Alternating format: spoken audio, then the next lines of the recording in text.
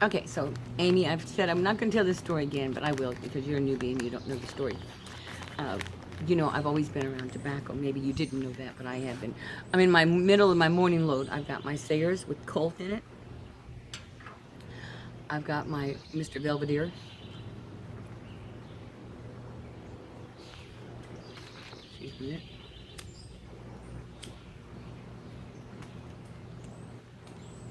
And him I have some Suge Winter's Embrace and another pipe I'm loading up Thunder God. It seems like I'll go through a little spell where I'll open up like 5 or 6 tins made by the same maker and blender and enjoy them, and then, you know, I pass them on. But so in this one I have Winter's Embrace.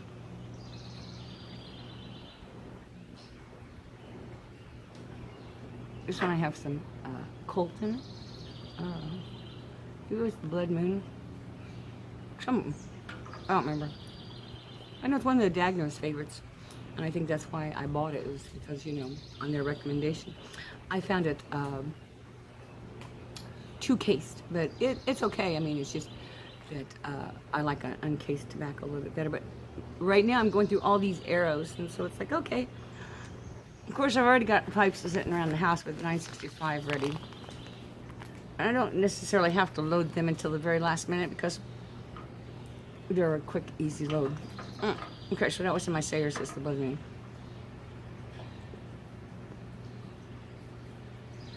I have this pipe, which I love.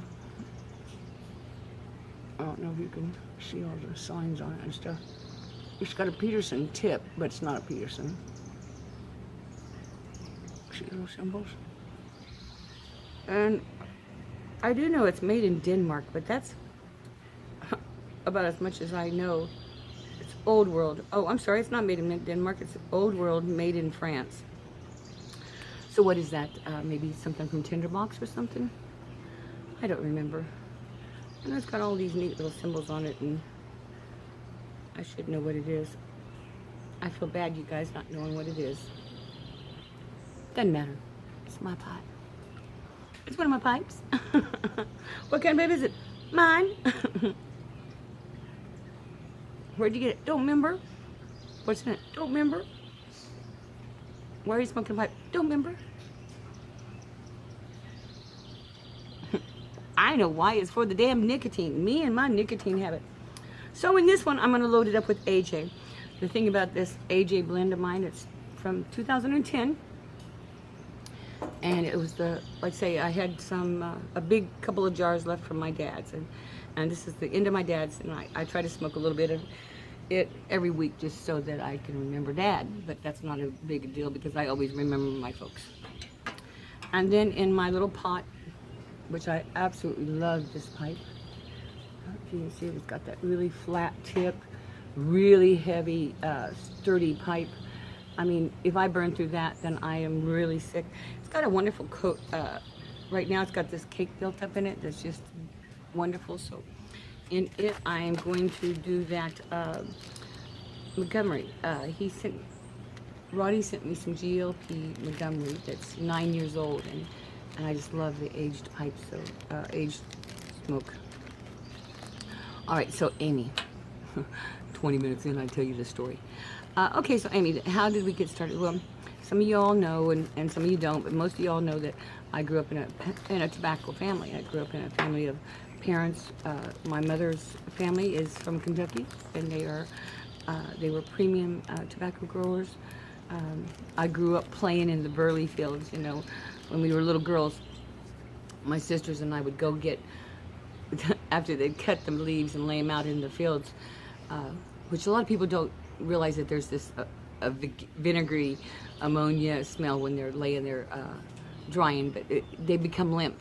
And so my older sister and my little sister and I would go out and we would cut the big leaves that were usually on the bottom of the plant, and we would tie them around our waist, because there's always rope and string around a farm, but we would tie them around our waist, and then we would take the flowered, not the flowered tops, but the tops always had lots of little loose, small leaves, and we would take those and we would plop them on top of our head, and so we would be the leaf fairies, you know. We'd have all that leaf coming down like this, and we'd have our little tobacco dress on, and we'd play like we were princesses, because that's, I think my dad always instilled in us that we were all princesses and queens in our own right, and he was right, we are. But anyway, so one day I was 4 years old. Now I've got pictures of me running around with my dad's pipes in my hands from the time I was a little kid, because my dad was like me. He would fill up 3 or 4 pipes and they would be laying around the house. Gotta go get a new lighter. Well, one day I decided I needed to smoke a pipe. So I took my bubble pipe when I was 4 years old, and I put it into my dad's tobacco jars. However, I hadn't really gotten all the bubbles out of the pipe, so when I dipped them into those jars, I ruined some of his tobacco, because the bubble liquid got into his tobaccos, and he was not very happy with me. So instead of getting I got a little lecture, but instead of getting in a whole bunch of trouble, my dad went out and he bought me a couple pipes, and he bought me a Medico, which I got to choose, because back in those days there was just in the 50s and stuff, tobacco was pushed at you and stuff. Even in the 70s, you know, all the way through there, they were still doing commercials on tobacco and stuff. So anyway, so my dad let me go pick my own Medico, and he bought me a little apple Dunhill, a little number 2 apple Dunhill, and I sometimes smoke a similar one to it. So he bought me that little apple Dunhill, and he put it up on a shelf, and he said, when you're old enough, you'll be able to smoke this, but I want you to do it all right. So my dad gave me a couple of pouches of tobacco, and that I could play with. I could never light my pipe. I could load it and unload it and carry it around. And if you look up daddy's girl in the dictionary, you'll see my picture next to it, because I was really a daddy's girl. But then my 2 sisters think they were too, but I was his favorite, so it doesn't matter. But then they think they were his favorite, and they're wrong. So my dad let me carry around this pipe, and whenever him and his friends were sitting around, you know, I would be in there with them, packing up my little pipe like I was, you know, going to smoke and stuff. And then I'd sit around with that pipe in my hand, and this was the Medico, not the good, and would pretend like I was smoking it.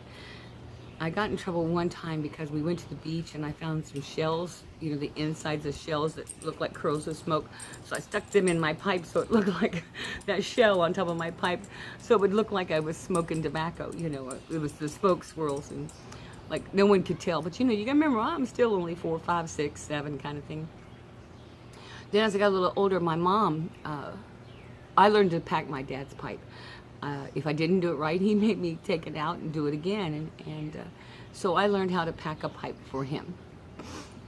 Then as to when I started smoking tobacco, I don't know that there's an age where I can point to and say, oh, that's when I started smoking. Because I got to ride in the front seat. I was always the person that got to ride shotgun, because my mom did not like loading my dad's pipes, and we traveled a lot. So I always got to sit in the front seat, because I would load his pipes for him, and you know, I'd clean him out, and you know, make sure I was just his little helper in the side seat. You know, back then you didn't have to have seatbelts either, so I could climb over and back and forth across the seats whenever I wanted and stuff like that. So even if mom did get the front seat, you know, sometimes dad would just pass me back the pipe in his pouch and say, here, load it again. And so I would load it again for him. And so that was kind of neat.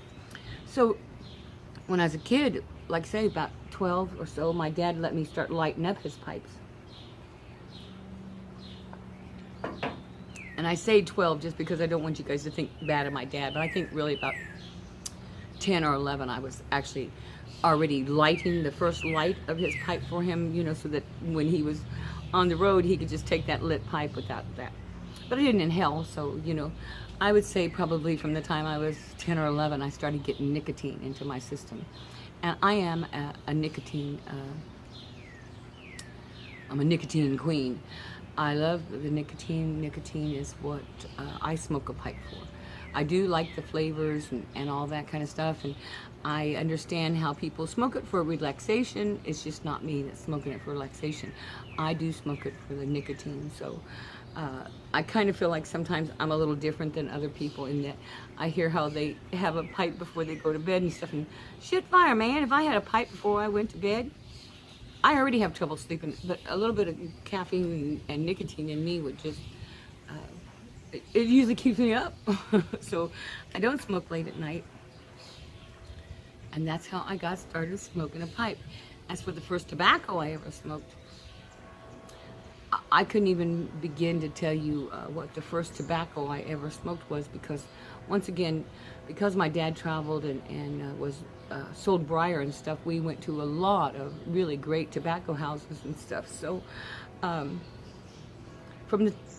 the time I was young, you know, I remember my dad and his friends out in, first it was in the basement and then it was out in one of their sheds, but mixing and blending tobaccos downstairs. You know, they had this great big, I'm sure it wasn't that big, I'm sure it was this great big stainless steel bowl, deep bowl that they used to make it up in. And my sisters and I would get in that bowl in the wintertime and we would slide down the hills like a sled in it. My mom made us stop doing that, but my dad never told her whenever we did it anyway, so we'd still do it, and he'd just wink at us as he was cleaning up his bowl and taking dents out of his bowl because of us. But he was always kind of like one of those little secrets you have with your dad that, you know, your mom didn't know about. She knew, you know who, you mothers out there, you know everything, even though you pretend like you don't. So it was really sweet of my mom to let us have these moments with my dad, you know, these little secret moments kind of thing. So, and that's how I got started smoking, you know. And like I say, with the tobaccos, my dad and his friends, they would blend their own. AJ's a good example. To begin with, they were using, having to cut it and use leaf tobacco on their own. They would go to some of the actual farms and pick up tobacco. I know my dad did. And, you know, and then with my mom's family would actually grow little semi-plots, little fields of certain kinds of tobacco, because they would do the specialty tobacco. A lot of times it wasn't necessarily the tobaccos as in the curing, and they had these little things that looked like beehives that they would smoke it in and heat treat it. And then there were some that just laid out in the fields and some that went into the big barns. And so I really was exposed to the tobaccos, the different types of tobaccos, how they're curing it, the different types of cure, and the taste that imparts upon how they're curing it. Even sometimes, even the woods that they used in order to smoke those, you know, that made a lot of difference in the taste with the tobacco because of whatever the heat source was imparting into it. Well, that's how I got started smoking. It's in my blood. It's on a cellular level. Tobacco and me.